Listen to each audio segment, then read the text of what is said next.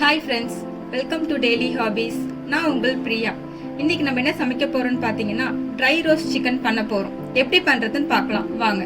அதுக்கு தேவையான பொருள் 1 கப் சிக்கன், 2 பெரிய வெங்காயம் எடுத்து கட் பண்ணி மிக்சியில் இந்த மாதிரி விழுத அரைச்சி வச்சுக்கோங்க. 2 பச்சை மிளகாய் எடுத்து இந்த மாதிரி ரவுண்டாக கட் பண்ணி வச்சுக்கோங்க.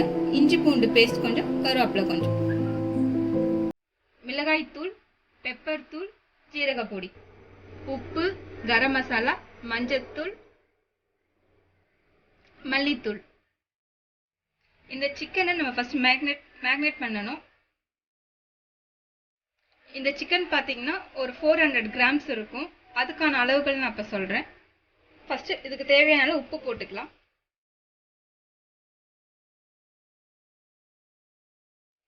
அரை ஸ்பூன் கரம் மசாலா,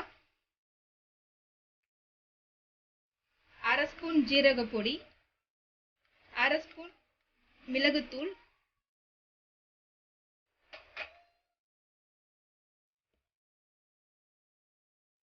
1/4 ஸ்பூன் மஞ்சத்தூள், 1 ஸ்பூன் சில்லி பவுடர்,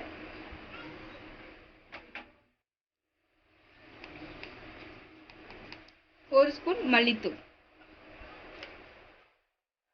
எண்ணெய் 2 ஸ்பூன் குழி கரண்டியால ஊற்றிக்கோங்க.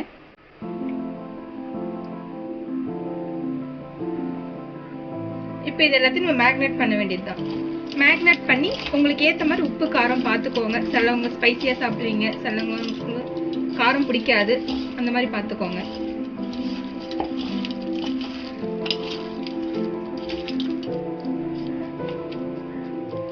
இப்போ நல்லா மேக்னேட் பண்ணியாச்சு. ஒரு 1/2 hour இது ஊறட்டும். மசாலாலாம் போட்டு நல்லா மிக்ஸ் பண்ணியாச்சு. இப்போ இது ஒரு 1/2 hour வந்து நம்ம ஃப்ரீஸ் பண்ணி வச்சிருவோம்.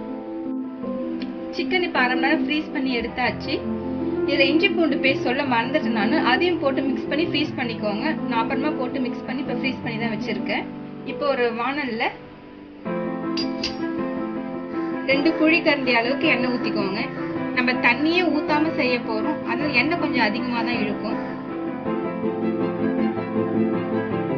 எண்ணெய் நல்லா சூடானதும் நம்ம அரைச்சி வச்சிருக்க வெங்காய பேஸ்ட் சேர்த்துக்கலாம். அதுல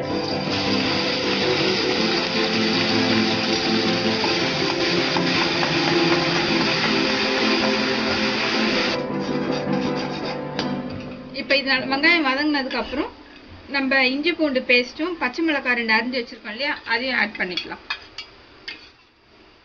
இந்த காரம் இருக்காது, அதனால நான் 2 பச்சை மிளகாய் எடுத்திருக்கேன். உங்க பச்சை மிளகாய் காரமா இருக்கணும், 1 பச்சை மிளகாய் போதும் உங்களுக்கு.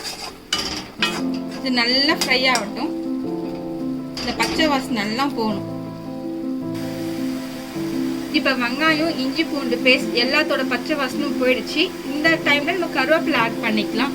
கருவேப்பிலை ஏன்னு பார்த்தீங்கன்னா நல்ல ஒரு அரோமா, நல்ல ஒரு ஸ்மெல், ஒரு டேஸ்ட் எல்லாமே கொடுக்கும். ஆட் பண்ணி ஒரு கிளறிட்டு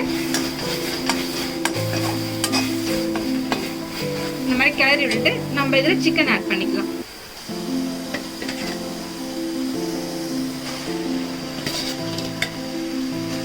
சிக்கனே தண்ணி விடும். ஸோ தண்ணி விடாம சிம்ல வச்சு மிக்ஸ் பண்ணி விடுங்க.